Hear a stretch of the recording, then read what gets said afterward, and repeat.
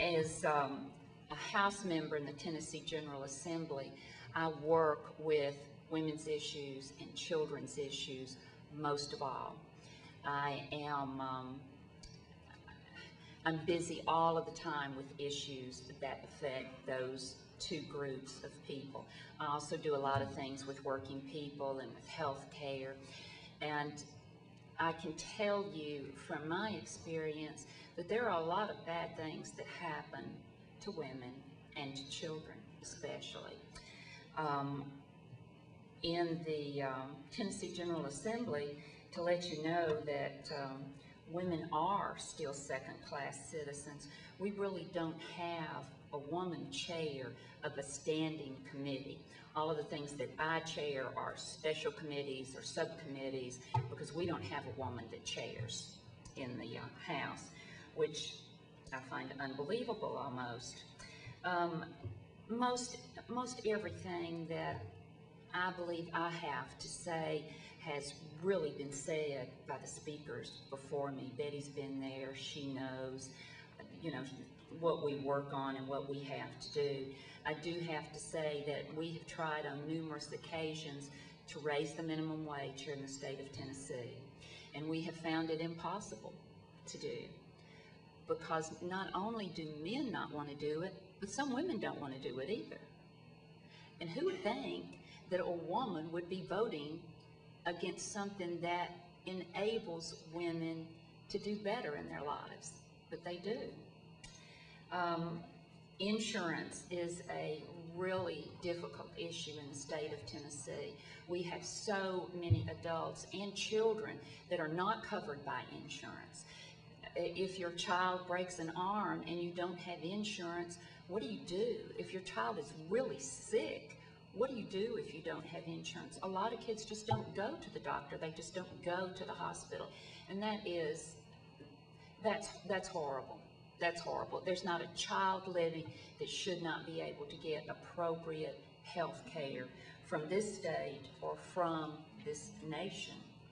I had a little boy that came to me who was one of 5 children who had been chained to his bed, and a lot of you probably saw it in the paper.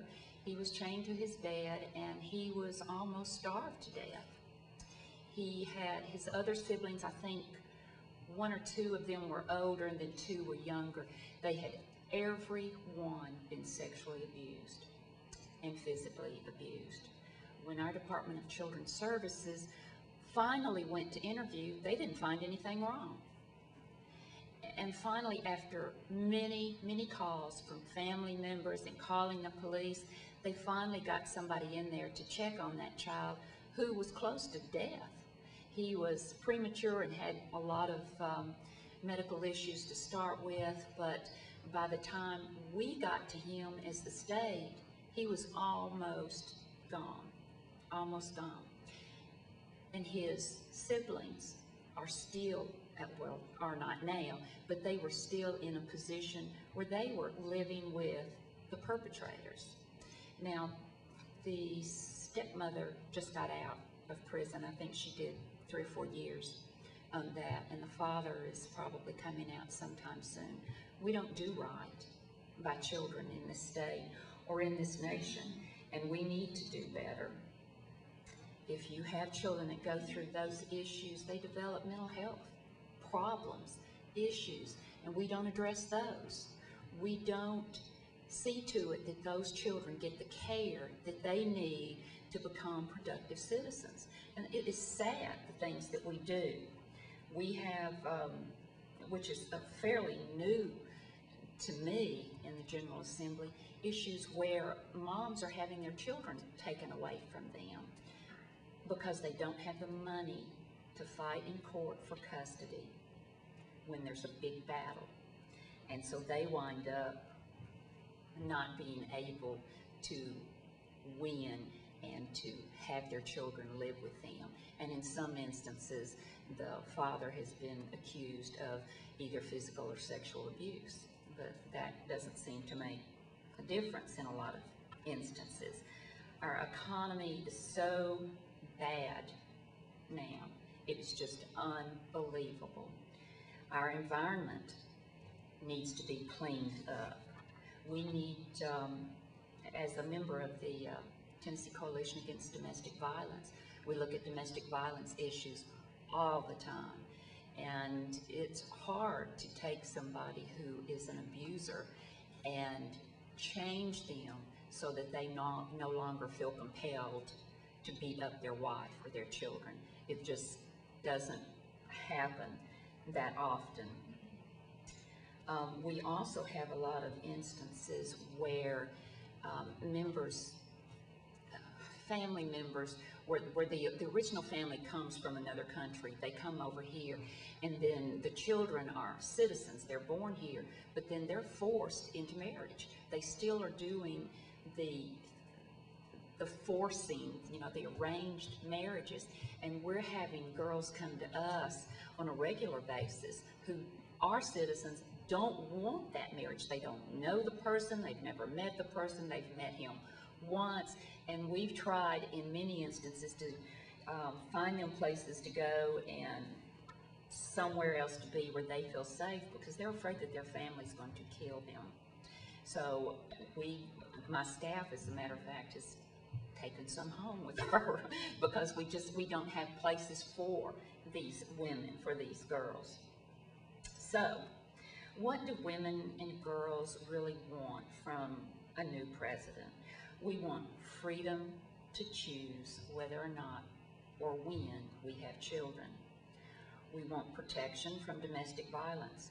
We want health care available to adults and to all children. And we want quality mental health available to children and to adults. We want our lives to matter. We don't want to be forced into anything that we don't want to do. We want good jobs with the same pay. We want a healthy environment. We want to stop human trafficking of women and children, which is coming more to the forefront here in Tennessee, and where my office is working on that. You would think we would have 1 million people in my office, but we don't. There's just a few of us. We want quality education, and we want the press to quit beating up on public education. There are so many good people involved in public education, good teachers, people that care, and it doesn't do anybody any good service to continually beat up on our public education system. We don't want to live in poverty. Give us the means, and we will make our way. And when we make our way, we will make the way for our families. When we do well, our families do well. We want the war to end. We are tired of sending our children, our babies, into a war to be killed. We don't want to see our brothers, our sisters, our moms, our dads, our aunts, our uncles, husbands, or wives, any of those sent to a war to be killed that we probably shouldn't be in anyway. We need that to end. I do believe in a strong military that protects us here at home, not that goes off and tries to fight everybody in the world, because that really doesn't work out very well. We want our country to be at peace. Like other speakers have said, we want respect, and we want women to vote. We don't want women to vote for a woman just because she's a woman. We want women to vote for good women candidates that believe in the same things that we do.